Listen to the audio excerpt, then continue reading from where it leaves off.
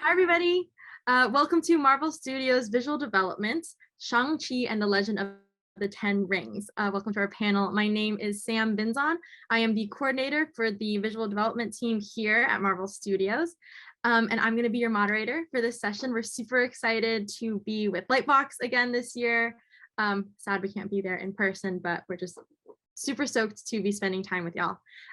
So we're gonna just kind of dive right into this and we'll start with some introductions. First, we have Andy Park, Director of Visual Development, and he also led this film. Next, we have Senior Visual Development Artists, Jackson Z, Anthony Francisco, and Jana Schirmer. And then later, our team's 3D modeler, Adam Ross, will actually also be joining us. Before we get into some of our questions for the team, the very first question you might want to know the answer to is what exactly is Vis Dev, or the visual development team here at Marvel Studios?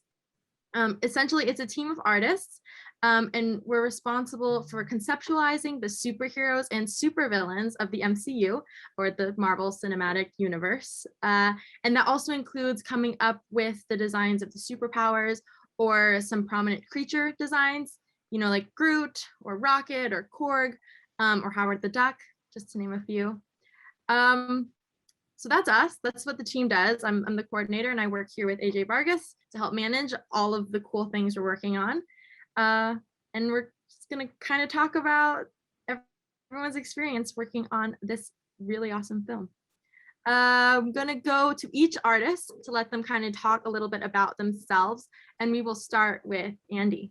Thanks, Sam. Hi, my name is Andy Park. I'm the Director of Visual Development here at Marvel Studios. I grew up reading Marvel comic books like in my adolescent years. I was a big fan of all those characters, from Iron Man to the Avengers to the X-Men characters. Eventually, I ended up drawing comic books for the first 10 years of my career. So fulfilling a childhood dream. I drew for Image Comics, I drew for Marvel Comics. Eventually I got into concept art, and for the past 11 years, I've been working at Marvel Studios. My very first film over here was Captain America, the First Avengers. So it's been a wild ride, it's been amazing, and to be able to lead the team on Shang-Chi and the Legend of the Ten Rings was definitely a dream come true. So thank you for having me. Thanks, Andy. Let's go to Jackson. Hi, I'm Jackson, and I was a senior illustrator on this film. I've been with Marvel Studios for more than a decade now. It's been a true joy to contribute in small part to the MCU.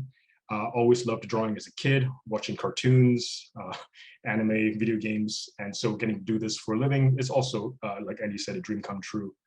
I watched a lot of actually martial arts drama growing up in Asia, so getting a chance to work on Shang-Chi was very fulfilling and very inspiring. Let's go to you, Anthony. Yes, hello everyone. My name is Anthony Francisco, and I'm one of the designers here. And the first job I got when I worked at Marvel Studios was, working on Guardians of the Galaxy 1. I got to design Baby Groot, which is, one of my favorite things I did. I've been doing concept art for like 22 years now.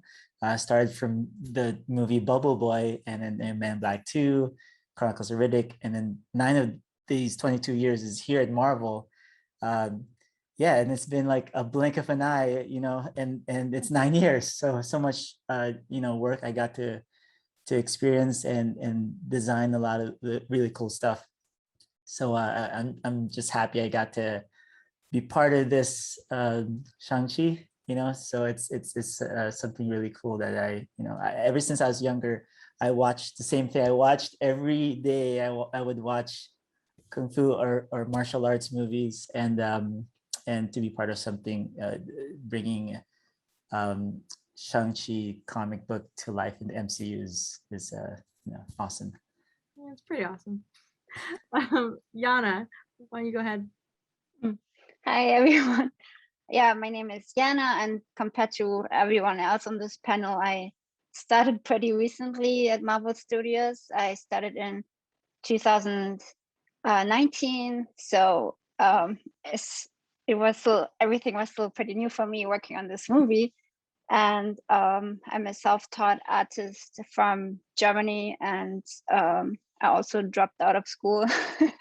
I don't know why this is relevant, but you know, I always love to draw and paint, so I just kept doing this, and eventually it led me this job. And before that, I was doing work for video games mostly, but actually one of my first job when I just started working was a comic colorist for Marvel. So fun fact, I guess.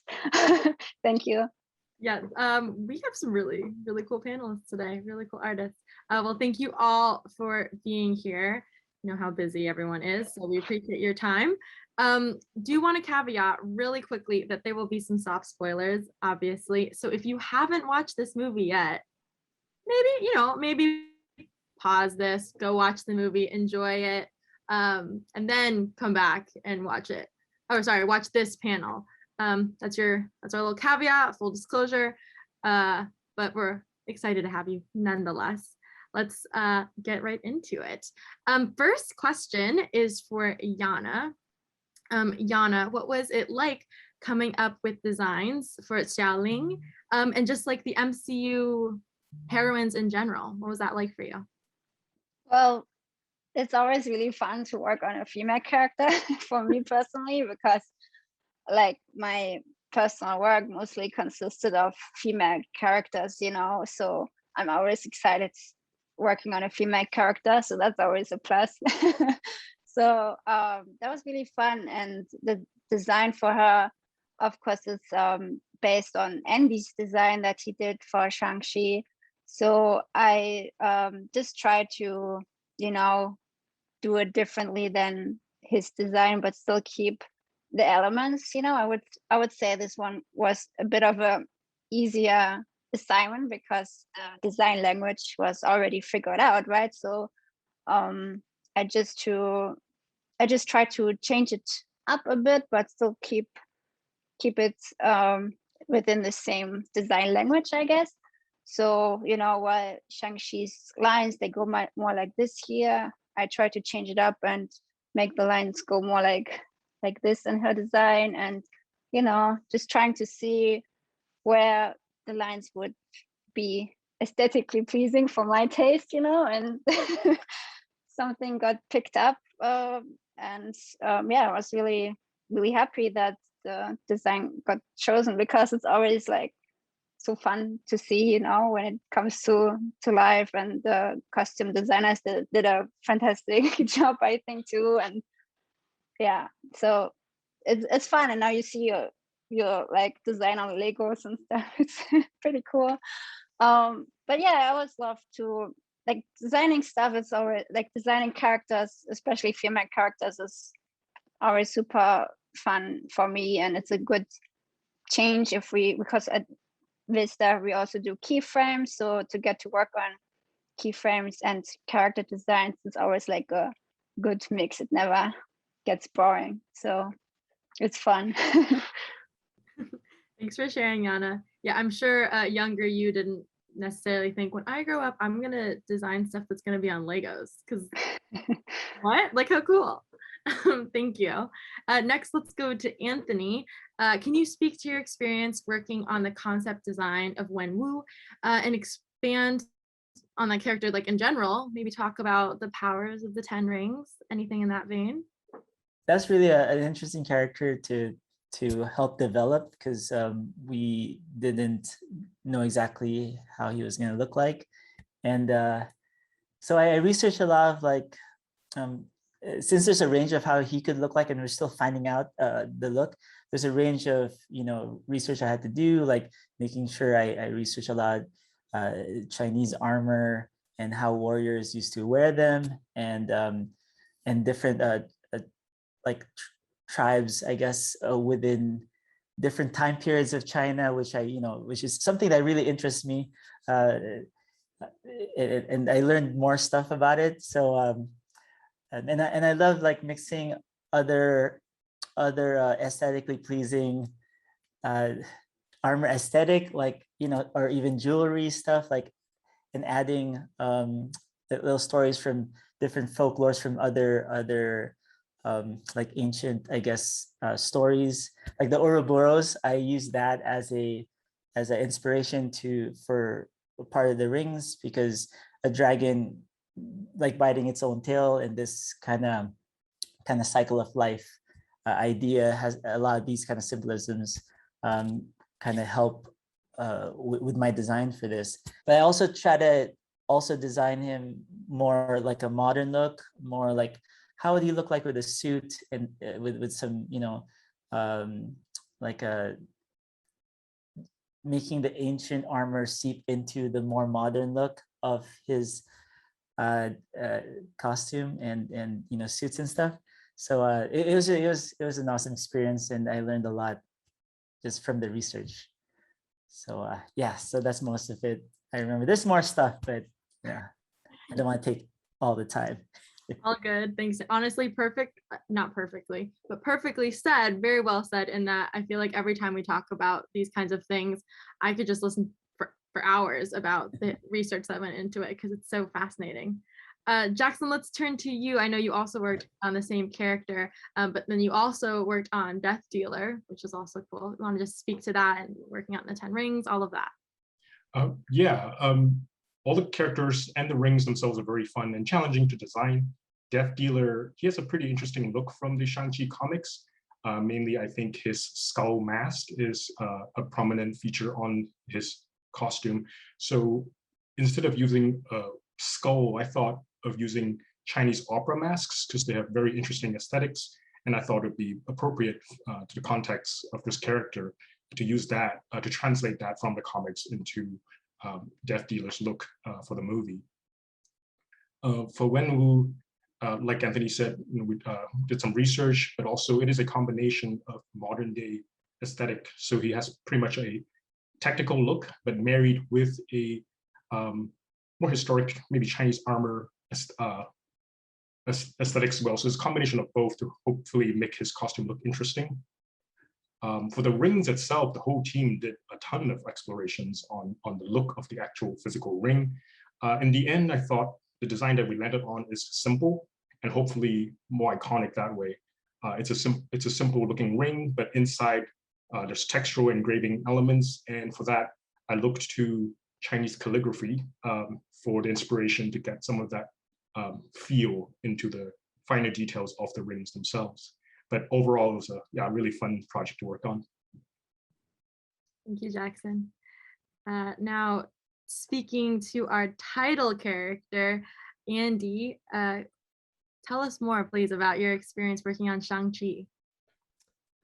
Yeah, Shang-Chi was such a amazing character to explore and to design. I went through the whole gamut.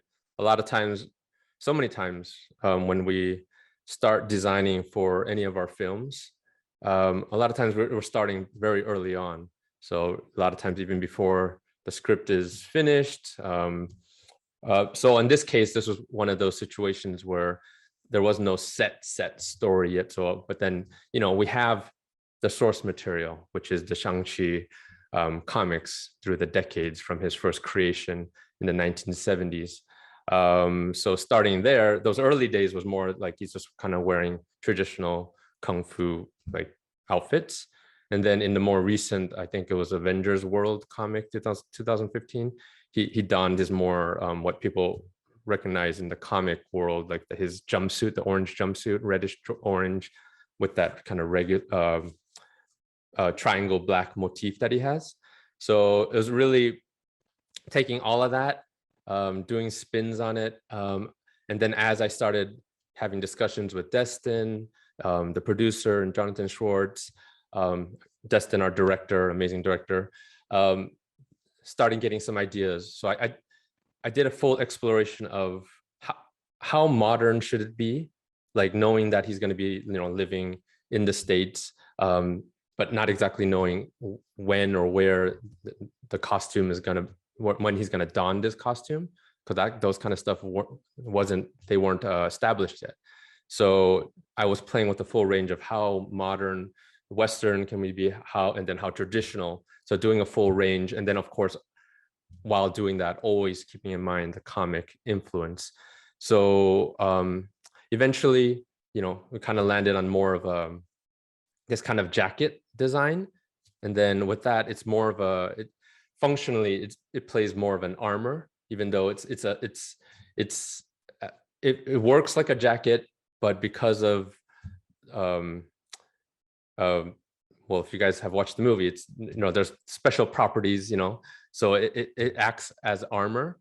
And then I think a lot of it is, I don't want to get into the specifics because for people who haven't seen it yet, but the main thing that you see, what you see on my shirt as well, is called an infinity knot or eternal knot. And in doing research, like that symbol, the infinity knot, is something that's has been around for thousands of years, and it's a symbol that's been used in throughout history. And it represents good fortune, it represents protection, the endless cycle of life, birth, rebirth. And then an interesting thing about the infinity knot as well is when somebody gives it as a gift, it symbolizes a connection between the giver and the receiver. So that definitely played into the story that I will not reveal, but if you watched it, you understand.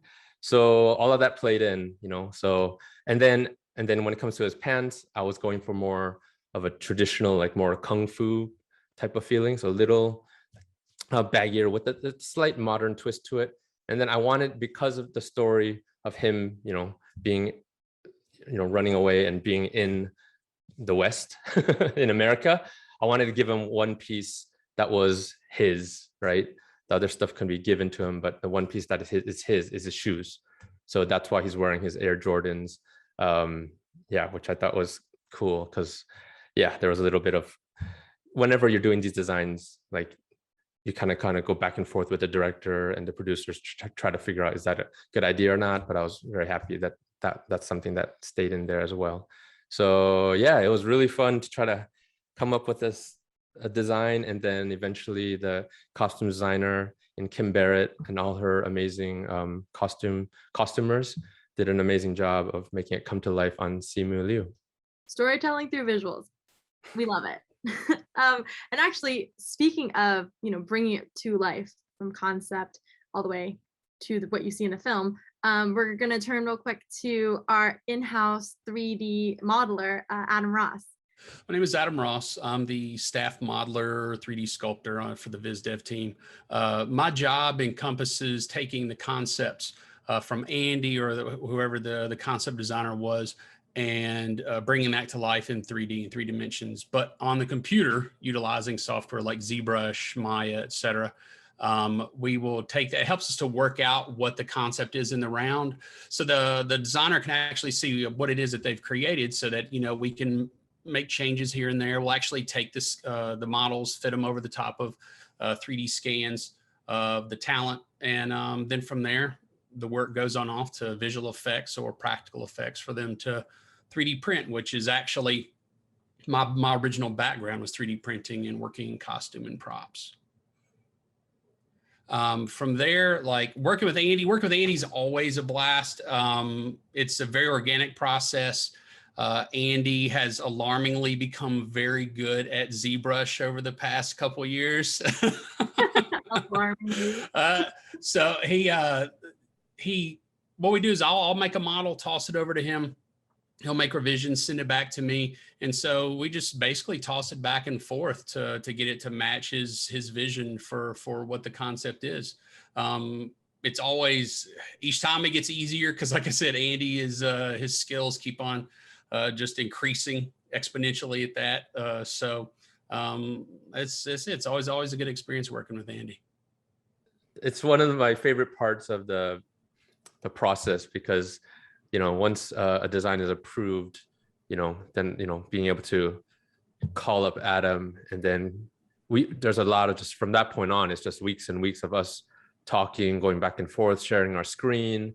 He'll send me his model. Sometimes I'll push things around, but it's Adam doing all that amazing work. And for me, it's like so fun to see something come alive, right?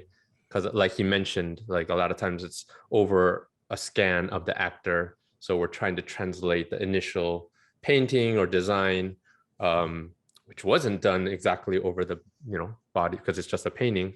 And then there's a lot of problem solving because a lot of like proportional stuff where we have to try to figure out. But Adam's been there, from after I do the design of Ant-Man, Wasp to like recently the Scarlet Witch crown, like he modeled that, and then for Shang-Chi, modeling out his jacket costume, especially that infinity knot.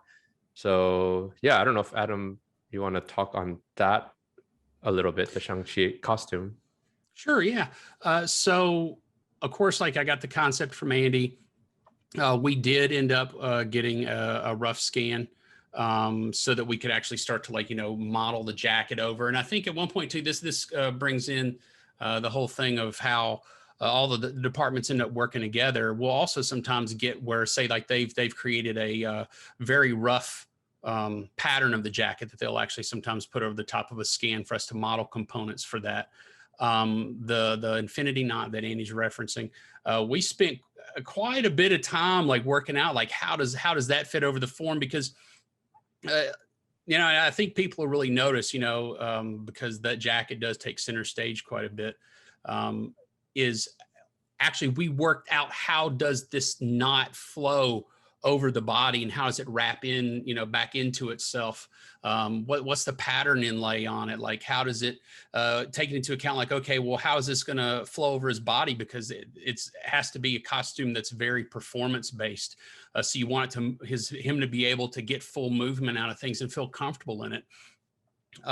So I also have it present well at the same time. So all these things come together, and like I said, Andy and I, we just bounce it back and forth. He'll bring up a concern and if he's going to move like this, it may not work right. We'll address that. And it just goes back and forth. And each time the experience, because, we both learn how each other works. And so I learned how to see in his design things from before. Okay, this is what he means this time. Or he'll see like something I've modeled that, okay, this is a rough, but he'll see exactly where I'm going with it. And same process worked out here, and it just went extremely smoothly. And I'm very, very happy, very proud of the results of it. Teamwork. I know it's always cool when at least as a bystander, when it goes from all right, concepts approved, like Sam, let's start linking up with Adam. We're like, oh, it's becoming technical and it's becoming real. So it's always exciting to see it, especially as someone who respects but does not understand a lot of the technicalities that go into it all. Well, thank you so much, Adam. Oh, thank you so much. Thanks for having me. With our remaining time, we are going to just do a few more general questions that it's up to everyone to answer. Just thought that this would be some fun conversation to be had, considering we are at Lightbox Expo Online 2021. So for the group, you worked on a lot of MCU films. I know, Andy, you mentioned it, but you've led like 11 films to date.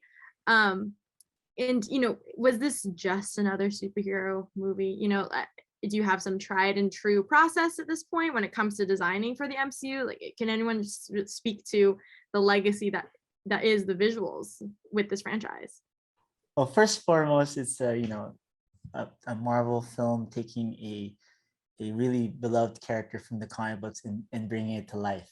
Mm-hmm. And Andy was watching him do the designs for it and seeing the evolution of it really is cool to see. And I got to work alongside Jackson. We share the same room, so I get to see what he's also doing.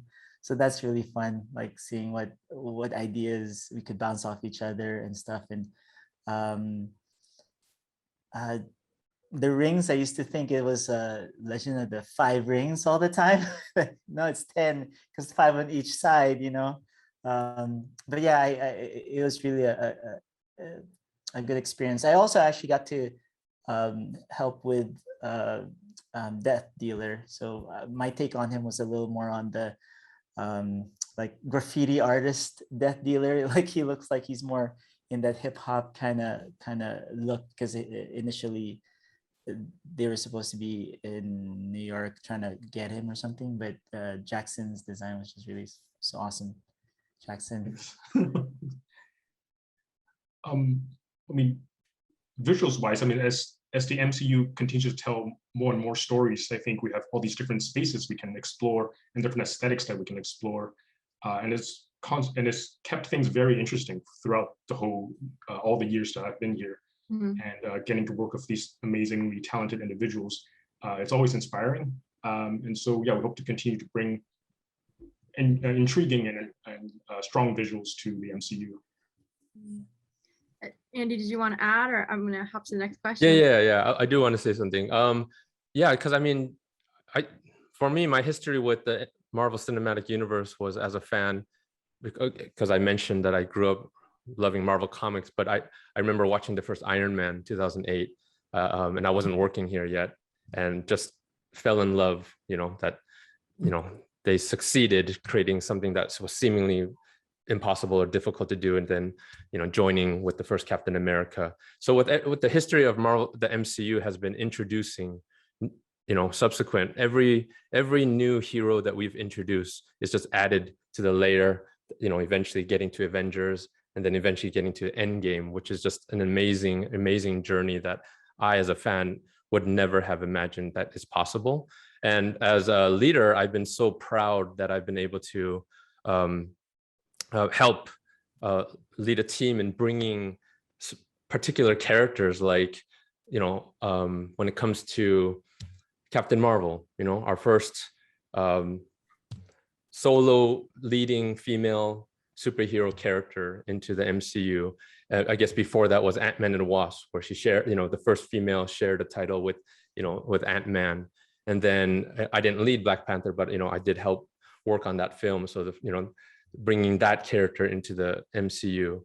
And then now with Shang-Chi, bringing that character that was created in the 1970s, and then bringing the first, Asian Marvel cinematic superhero character into this universe, and obviously myself being Asian American, like, there's a pride that I have. I feel so proud of everyone on the team, of course, starting with Destin, Daniel Cretton, and the team that you see here.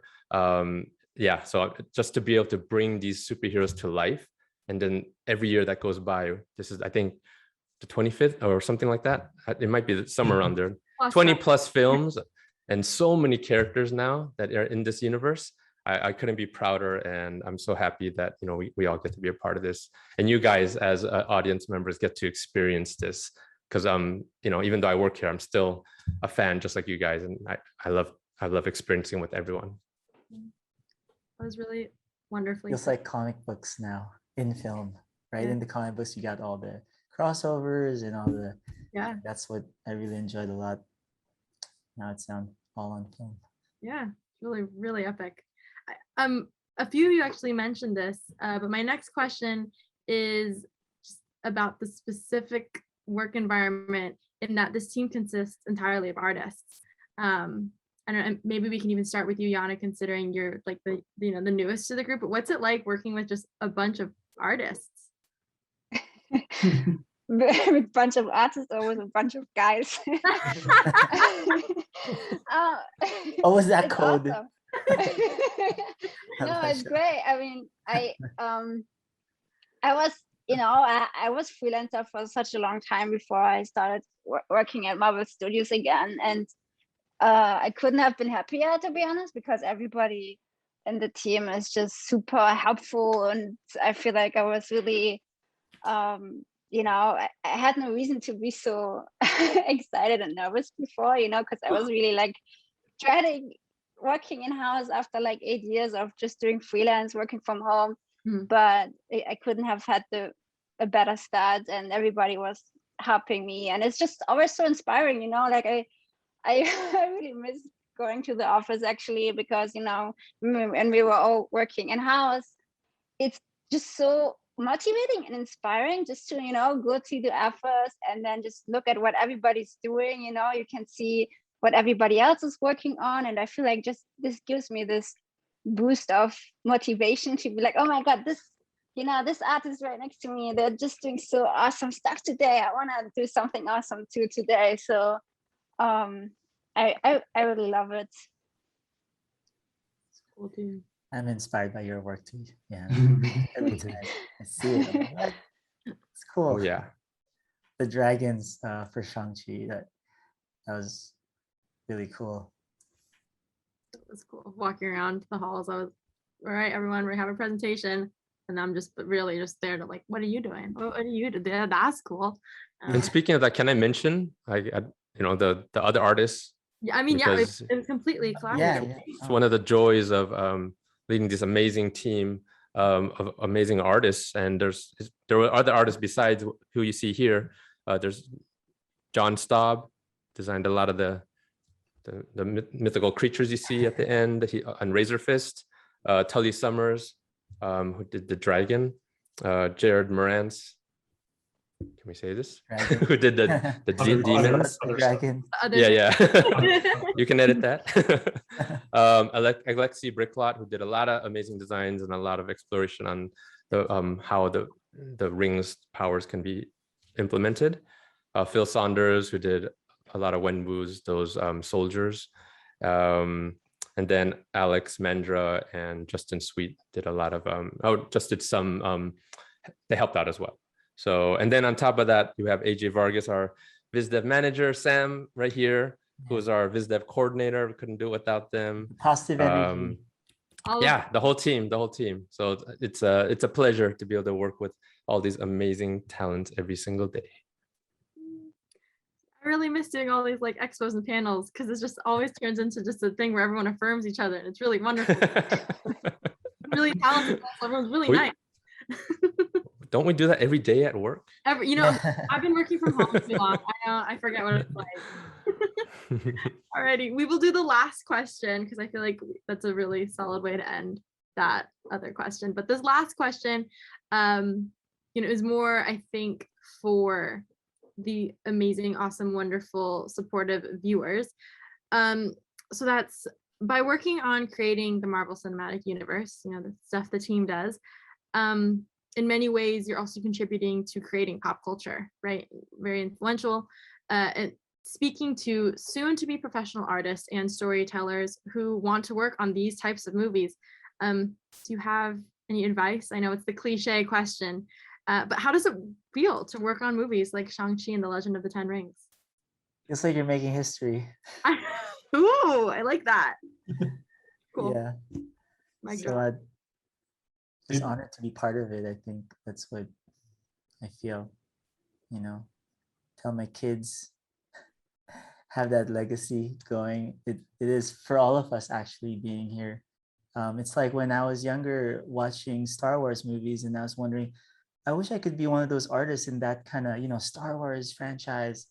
And when we were working here, it felt like, it didn't feel like that at first until Endgame, when we had that party that kind of, in the foyer or wherever that little area is. And then we started talking about, it's like, hey guys, I think it was Ross, Adam Ross that was saying, hey guys, I think we're like part of history here or something like that. Like Adam would say that. Like I feel like it was him. It could be Alex. I'm just thinking of like Alex was it. We are part of this whole thing. You don't think about it because you're like so into your work that's all you think about. But then we're part of this history in the making. I want to echo some of what Anthony was saying. It is very humbling to know that we have some, however much or little, impact on the pop culture, like you mentioned, Sam. It's a little bit nerve-wracking, but it's something that we cannot really think about on a day-to-day. At least I don't think about day-to-day. It just paralyzes me.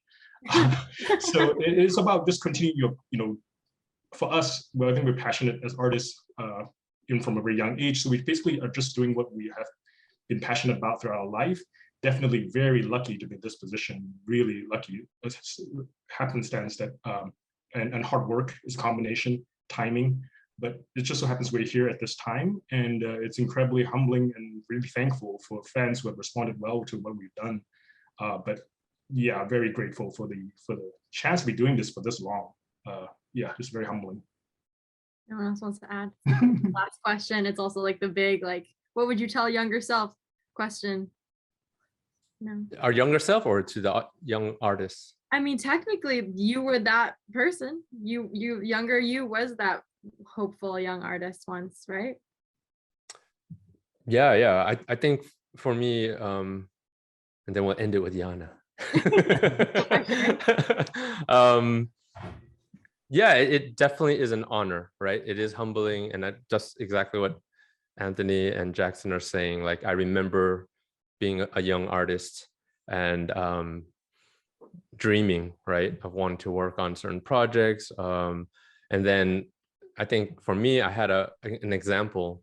I had an artist that was a Korean American artist. His name was Jim Lee, who was one of the most well-known comic book artists at Marvel at that time in the early 90s. And I had a whole wall dedicated to his artwork.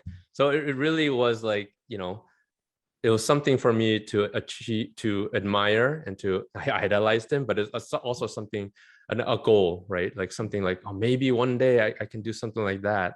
And not to say that there's some, kid who has all our artwork on their walls or something, but sometimes we hear certain things where they'll have like one piece of our artwork, or at least saved in their phone. So no matter how small like the influence is, it's humbling, and it is an honor if there's anyone out there that can take inspiration from whether it's us as a collective, and stuff that we help create for the MCU.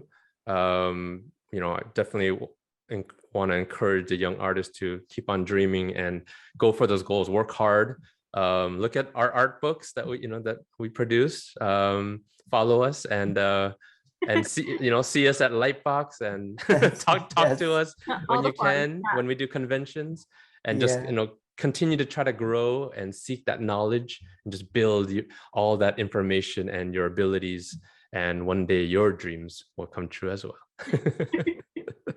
Yeah, bring us home. Yeah, I mean, everything important has been said so far, I think. But I remember when I was younger, I had a lot of imposter syndrome, and I still fall into it, like that, sometimes asking, oh, I don't know, when are they gonna realize that I can't do stuff? Yes. But I mean, I think it actually is something that a lot of younger artists have to. So I want to say to everybody, like, if the client hires you, then you're good enough for that job. Just stop questioning yourself if you can or not do it. I think we should all be a bit more kinder to ourselves. And if you work hard, don't be your biggest enemy yourself. Like, go your way, and be kinder to yourself. Advice. Yeah, Nice. Solid advice to end on. Thank you. There wasn't pressure, but way to deliver. Thank you so much again, everyone, for your time, your wisdom, your energy, your incredible talent today. And thank you, everyone who is listening, whether it's live or you're watching this again later. We super are grateful, and we miss doing this types of things in person. So thank you times a million. We're gonna sign off, but everyone stay safe, stay motivated, stay inspired. Thanks so much, everybody. Thanks, Sam. Thank you. Thank you. Yeah. Go watch Shang-Chi again. Yeah, watch Shang-Chi.